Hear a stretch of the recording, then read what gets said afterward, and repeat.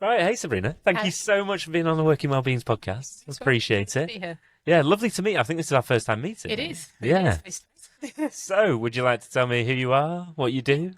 So I'm Sabrina Robinson. So I'm Wellbeing Leader at Essex County Council. So obviously, large local authority organisation. Yeah. Been there for 4 years now. Yeah. But by background, a health psychologist and used to work in Mind, do a lot around workplace wellbeing, sort of consulting for other organisations. So bit of a mixed bag, but great to sort of have a focused role in Yeah. workplace wellbeing. So, is this your first internal role?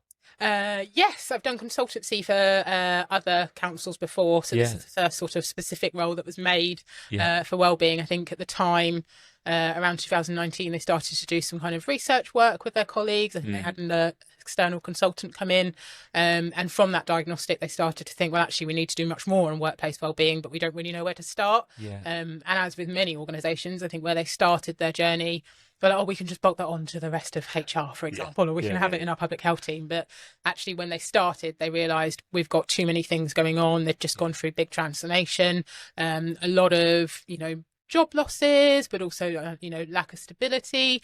And they wanted to really have that concerted effort to look at the well-being of their people. So Okay. that's when they created this role. So, you've got a dedicated role. I did. Have you got a It had team no as well, job or is it just you? description at the time. I used to have a wellbeing consultant, but Okay. I'm based within our currently people business partnering and employment practice team. So Got you. that's working alongside our business partners, employment Okay. practice lead, but soon to be moving into our people and organisation development team. So it'd be great to sort of have a broader range of sort of professionals that I'm working more closely with. See, that's interesting. So, I was going to ask a question about that, about where well-being leadership roles sit, because one of the things we were discussing in the lead up to this with our community members is, and we found from talking to lots of wellbeing leaders, is that route into a wellbeing leadership role can be really inconsistent, like from all sorts of different routes. And the question, I guess, is that a good thing because it brings diversity of thought and lots of different backgrounds all together? Yeah. Is it a bad thing because it becomes a bit messy and there's no clear ownership? What do you think? Where do you stand on that? So I don't think it's good or bad. I think it really depends on the organisation. So obviously working in a council, and we had that exact same debate when my role started, that we had HR saying, well, we think it should sit with us. We had public health saying, well, we think it should sit with us because we've got that external expertise. They both interviewed me from both areas. So I think they looked at kind of combining that quite early on. The same with areas like health and safety, obviously a lot of overlap there. So I think it really is for organisations to assess what is it that you want to do with that area of work and with that role, and therefore where does it best sit. So for us, that was within kind of the HR and people space. So we could look at aligning it with our broader people strategy. But that's not to say I don't work with those other areas. So we actually have a wellbeing strategy board where we've got health and safety, we've got our public health colleagues. So we're bringing that expertise from across those different disciplines. So it's about never working in silos no matter where you sit. Yeah, that's really good. Yeah, that's a good answer. That's a really good answer, right? That's probably the best way to do it, is to base it on the needs of the organisation. But I really like the idea that you've got that board that sits across, like the steering board almost. Yeah. Okay. So what have been your kind of proudest moments when you're working in workplace wellbeing? Proudest moments. I mean, I think one of the main ones actually was going into my role. I started in January of 2020. I think it was something like 8 weeks later, COVID hit. Huge transition. I think I actually had COVID at the time. So not like me to very early in a role get to one day where I was like, actually, I can't do this. I'm really unwell. And they were very, very supportive. But I think that was probably one of the biggest challenges. But also I did thrive during that time as well. I think as with many organisations, there was a bigger focus on workplace wellbeing. I'm really proud of how far Essex County Council took that journey. We were having conversations very early on around, how do we use this as an opportunity to shift the way that we're working, the way we support our people, our transformation agenda moving forward. So I think probably launching our strategy was one of my proudest moments there. But alongside that, it's all the other journeys along the way. So for me, I'm a real advocate for lived experience. So I love when we've got colleagues who feel psychologically safe to share their wellbeing concerns, when they can share their stories because they think it will inspire others. I was just doing a session this morning and talking about how for me it's the little things, like seeing someone in a country park on their phone listening into our wellbeing hour whilst they've got the trees in the background. It's that being able to see that we've engaged people on lots of different levels. Are kind of the little wins as opposed to just the big things, which the big things are great, but for me it's around how we connect with people and we make that difference and impact. What's the wellbeing hour? So we have a monthly wellbeing hour. So that's Okay. on the last Tuesday of every month. So it's a live event. We've actually been running this since COVID, and we've had it continue through. Yeah. So we use that as an opportunity for employees to attend, find out the different things that we've got in terms of services.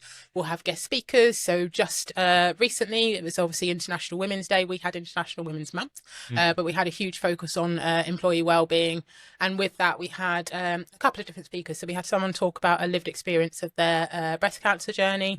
We had a nurse come along and talk about breast cancer health. Yeah. And then we had our women's network talking about both that lived experience piece, but also how you can support your loved ones. So we like to kind of tackle it from different angles, particularly as obviously we're a very diverse organisation. We need to ensure that we can meet those needs. So the wellbeing hour is something that's just remained consistent and successful, and it's just a really great kind of information hub, I guess. Yeah, that's really cool. I love that. I like that you've kept it going, because I saw a lot of that with different organisations I was working with at the time. That COVID was great. No, it wasn't great, but it accelerated the focus on mental health. I felt quite a lot, and there were benefits that came out of that. The risk was that then you forget it all or the other thing is that it gets a bit kind of tired, and that it's not kept current. And you've got to evolve and exactly. They're like, oh well, this isn't. I don't have COVID anymore, so I'm not. I shouldn't come to the wellbeing hour, but this has actually evolved into something completely different, and using that as a springboard. Yeah, and it's listening to your people. We developed kind of a wellbeing hour calendar, so we've got kind of it laid out for a 6-month period around the different areas that we'll focus on. So obviously we'll try and connect that to things like, this month we've got Stress Awareness Month, for example, so we'll have a focus on that. Next month we've got Mental Health Awareness Week, but at the same time it's going out to our people, looking at the trends, what are the things that they're interested in. Again, I was just so how do you do that around lots of different ways. I think engaging with your people, I'm really a key advocate for not just getting quantitative information but that qualitative. So whenever we have an anniversary of our strategy, we'll do focus groups with our employees so we can kind of see where we're at, because that's where I get the meatiest information. It's you get those insights that you wouldn't always get. That's where I learned around some of the sort of, more challenging areas in relation to neurodiversity and the support that we needed to put in there. And that's something that we're working on at the moment. So it's that constant communication and getting that feedback from people. I'm really excited about AI and how it will help with some of the qualitative data analysis, because I agree with you. You need quant and qual, but the problem with qualitative is just so much of it. So if you go to do a focus group, you get all this information, and it's how do I theme it? It just takes time, and that's one of the benefits I see from these LLMs. These the use of AI. People immediately think, oh, you're going to be putting a robot in the corner that's going to listen to everything, but it's not that. It's just a way of finding out, using that data effectively and quickly as well, because speed is really important. Absolutely. That's one of the big problems with surveys, right? You do a survey, everybody tells you something, and then nothing's happened, and then let's do the survey again. No, it's being proactive, and we're fortunate internally to have a people analytics team. I'm not going to pretend that I understand how you can use AI necessarily in terms of data measurement. I'm sure they've got better knowledge than I have, but I think working alongside them and looking at how we put together that data and we tell a story for the organisation is really important, particularly for our leadership members who might not be so close to some of the issues, but they're the ones that are, have that expectation to manage them. So that's really key. I love that piece about storytelling. That storytelling is so important. That comes across though, and it's the problem is I'm a data geek, right? So you could probably convince me of something just by throwing stats at me, but I know that most normal people, it's the story, right? And that does convince me as well. And it's those, that piece around psychological safety and creating a culture where people can be.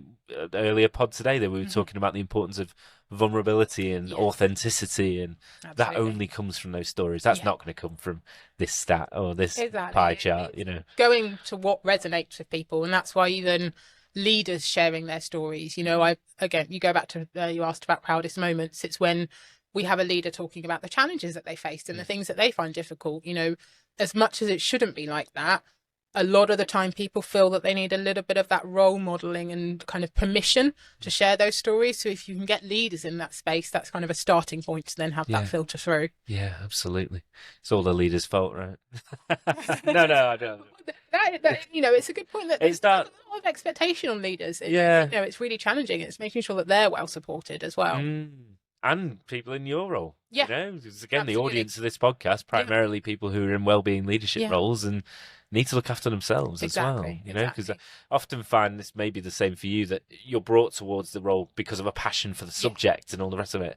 And that's a double-sided sword, really, because absolutely it gives you the motivation to do a good job, but the risk is that you want to do too good a job, you know, and it can be disappointing when it's not having quite the impact that you want it to. And you have to have those boundaries in place. I think obviously as a wellbeing lead you can take on quite a lot. You know, even if you're in a more strategic role, people don't necessarily understand that that's the case. So if they've got an issue, you might be the first person that they're coming to. And that's where, for me as a wellbeing lead, having really good networks is really important, having people that I can reach out to and share experiences with. And that's the same, I think, across the HR space. I think people sometimes forget that people are human and there's someone on the other end of those things. There was a recent report, I'm not going to remember who published it, but it was about burnout in the HR profession, and the numbers were scary.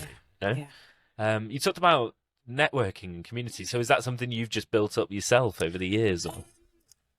Sort of organically, I think, particularly during COVID. I think a lot of people were kind of looking for their tribe, I guess. It was it could be quite a lonely space, you know, particularly if you're a wellbeing lead on your own in an organisation. Certainly when I started, there weren't that many specific wellbeing lead roles, particularly if you're looking at areas like a council. So, you know, classic LinkedIn is really helpful to kind of build those networks, but I'm part of something called Let's Improve Workplace Wellbeing, and they've been a fantastic network to be involved with.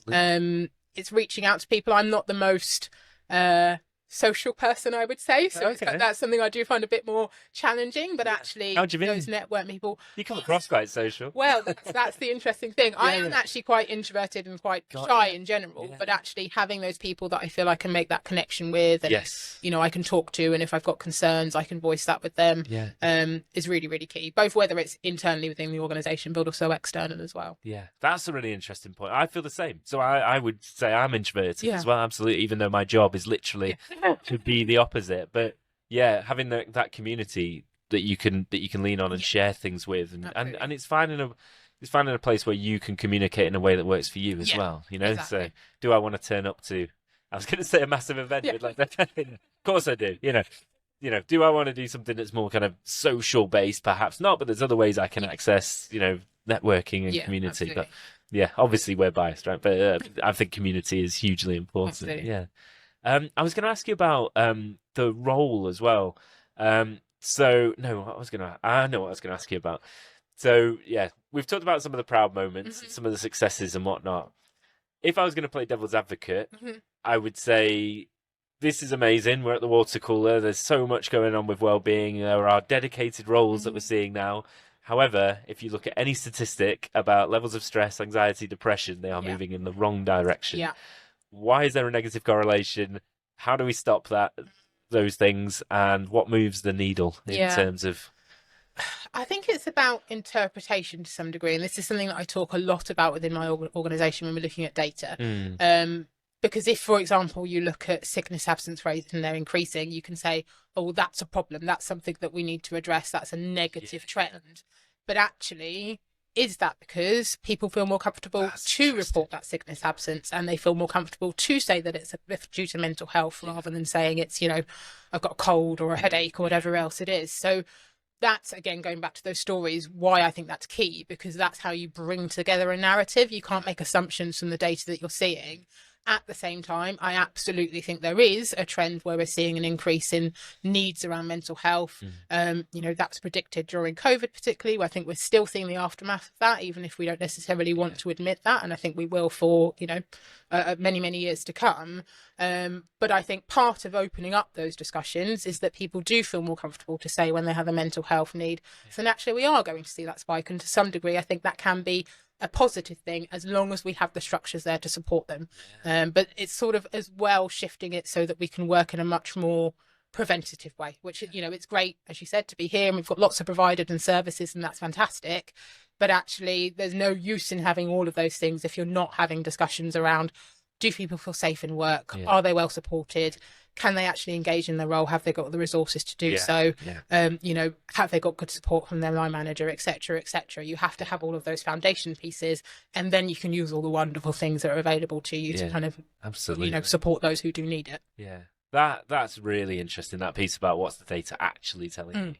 you know, like EAP usage, that's another one, isn't it? Like, it's going through the roof, everyone's sick, and it's like, well, no, but actually, it's good that they're using it. It's good that they're using it, absolutely. But yeah, it's how you read that data and the story that you play around it as well. Yeah. Okay.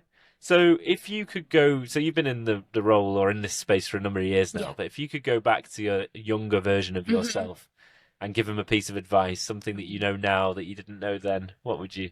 What would I say? What would you say? You always have a voice. So if I think about where I started, I used to work very much in kind of community engagement, serving those. I talked earlier about the hard to reach. I prefer to say seldom heard, but that was my focus in mental health. So when I first started, I was working under the Delivering Race Equality agenda, and I was quite young, and I often felt that perhaps my voice wasn't of value in the spaces that I was in. And, I was really fortunate to have some great mentors and advocates to say, well, actually, no, your voice does really matter. And actually having those different perspectives is key. And I think that's something that I've carried with me. So I continue within my workplace role to be involved in employee networks, for example. I'm the co-chair of our ethnically diverse employee network internally. So for me, it is around, you've always got a voice, you've got something to contribute.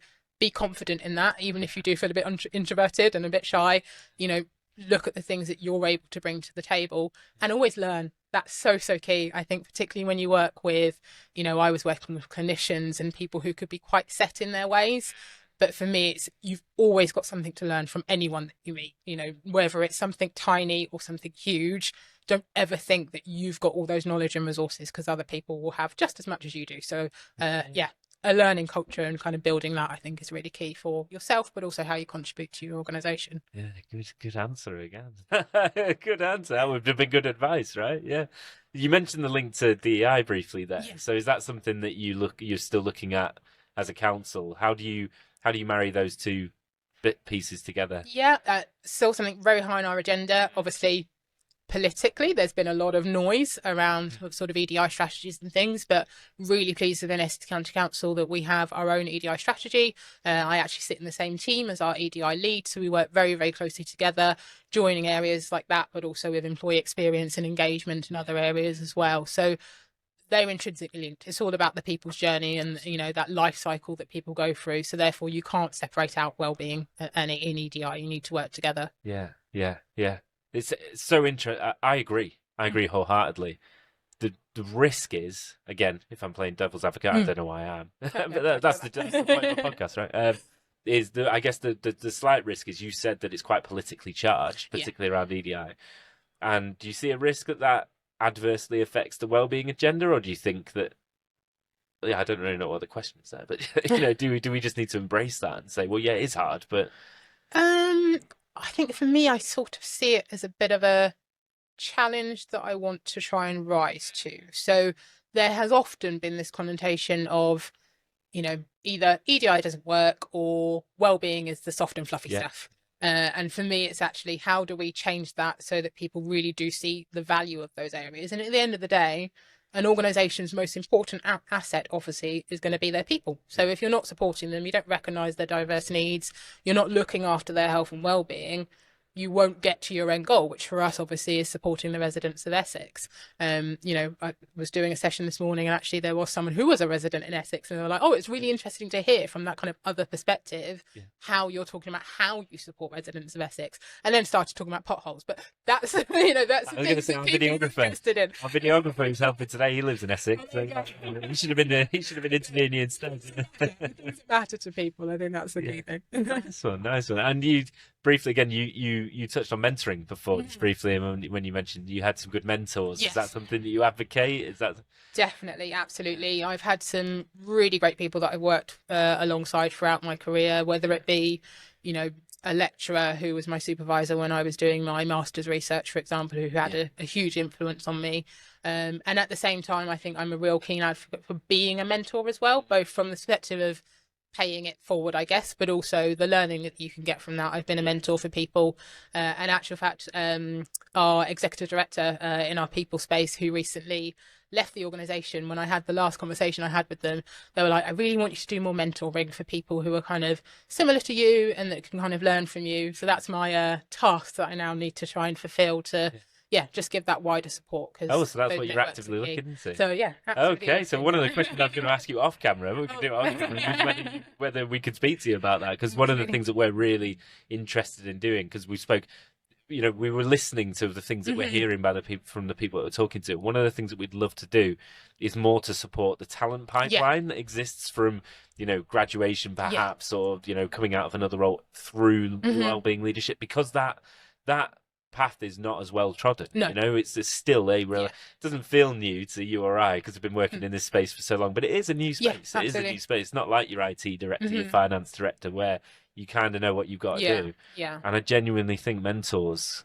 could play a really important part of that. Definitely. Yeah. So definitely would be of interest. That's on. There we go. It's on the record. It's on the record. It's legally binding. Okay, so I think one more question maybe. I guess, is there anything that you wanted to share today that you wish I'd asked you about, or there's anything that, or I guess another question would be, like, what brought you here as well? Like, what brought you to the Watercooler? Honestly, I was a speaker, so that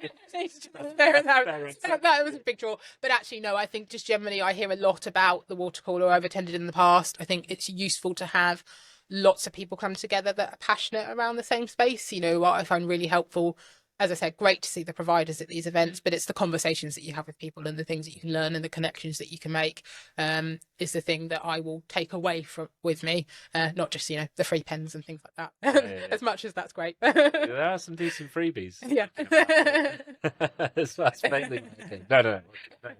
Yeah. Okay. Ace. I don't think I've got any more questions. It was lovely speaking to you. Yeah, like I say, I'll tell you one thing we would love to do is record a full length version of this podcast if you're up for it at some point. Yeah, I'd love to pick your brains a little bit more about data. That's my thing. So. Oh, there you go. Talk about data for 60 minutes and everyone.